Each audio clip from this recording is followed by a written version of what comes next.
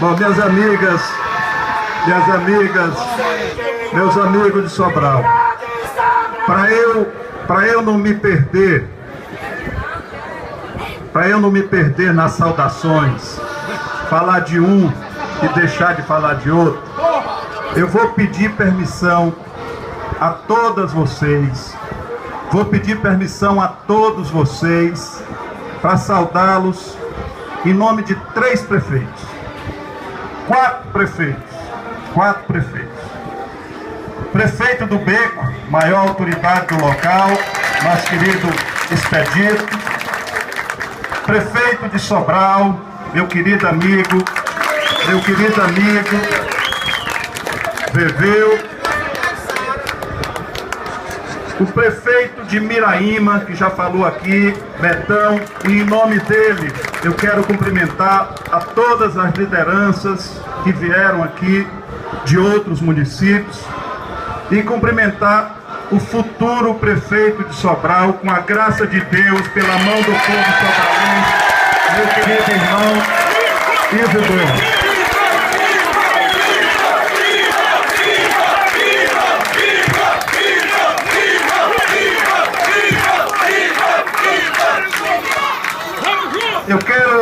Eu quero começar as minhas palavras dizendo uma coisa.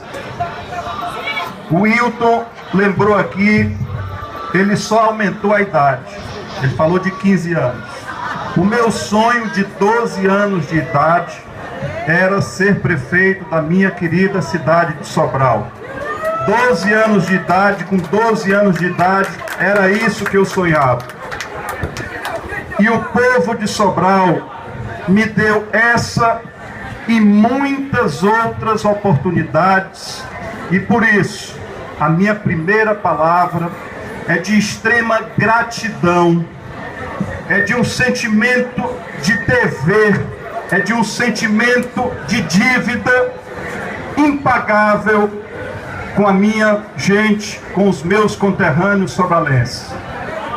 Se eu, até o último dia da minha vida, vivendo muito, ainda estiver trabalhando pelo povo de Sobral, eu morrerei devendo. Tamanha é a minha gratidão, tamanha é a minha dívida para cada um de vocês. Eu tenho uma consciência.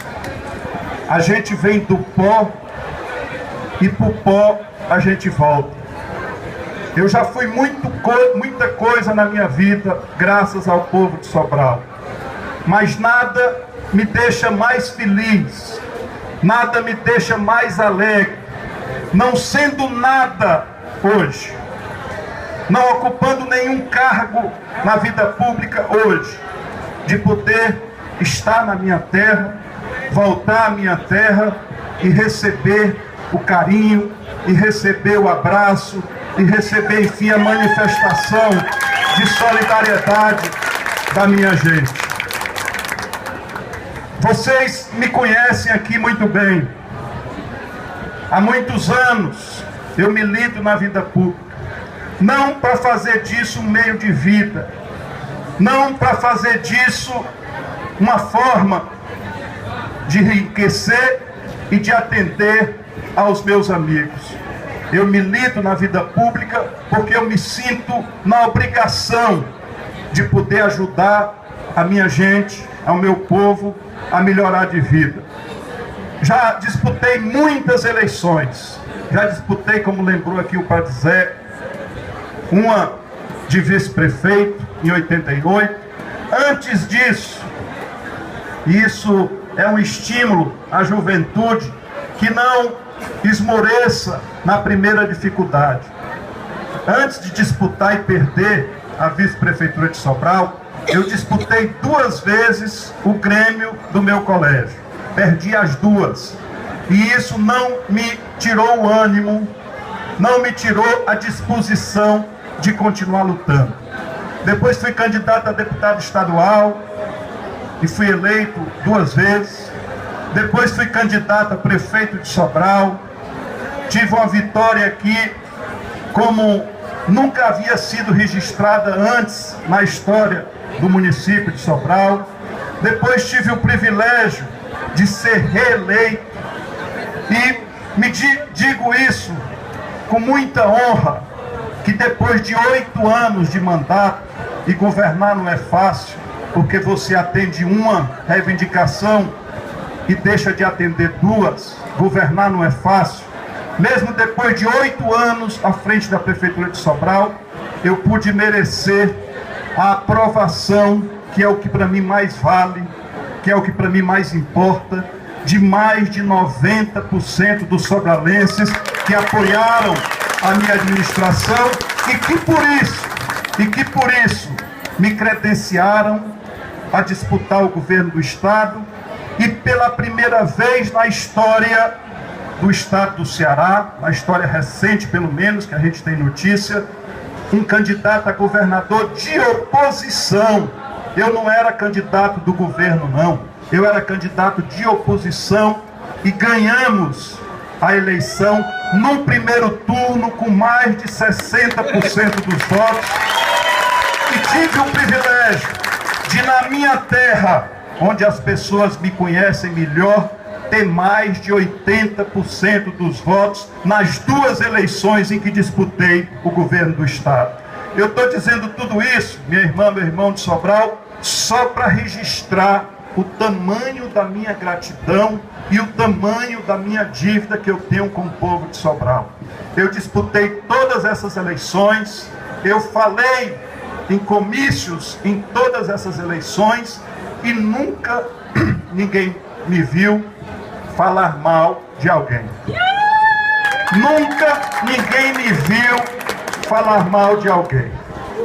Eu penso, sinceramente, que hoje o momento requer outro posicionamento. E eu estou muito mais à vontade para isso, porque eu não ocupo nenhum cargo público.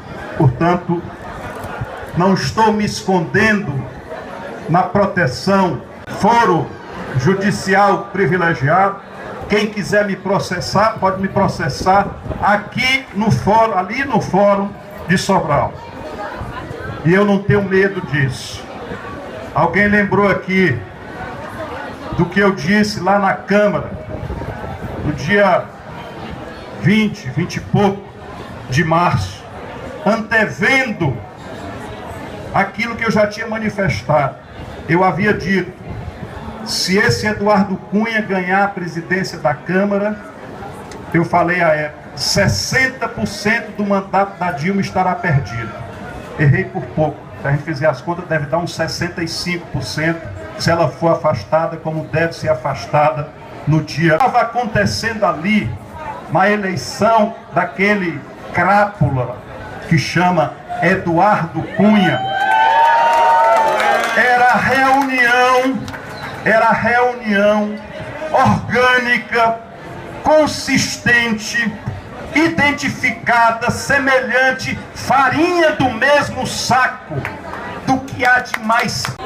Se a gente for ver o placar que deu na eleição do Eduardo Cunha e somar os votos de uma outra candidatura que teve na época a presidência da Câmara, que representa os inconformados com a derrota nas urnas, a gente vai ver exatamente o placar que teve. 340, foi isso? 367. Eu havia dito antes, falei isso não por proselitismo, porque eu sou parlamentarista, embora o nosso parlamento esteja, me perdoe a expressão, abaixo do que se pode desejar, do mínimo de razoável. Eu acabei, em vez de dizer uma merda, eu disse isso aí que eu falei. Se a gente somar os votos do Eduardo Cunha com os votos de um outro candidato, vai ser exatamente aquilo que eu disse lá em Belém, numa reunião fechada com estudantes que faziam lá uma reivindicação para a Universidade Federal do Pará. O Congresso Brasileiro, a Câmara dos Deputados, tem entre 300 e 400 deputados que, para eles, quanto pior, melhor.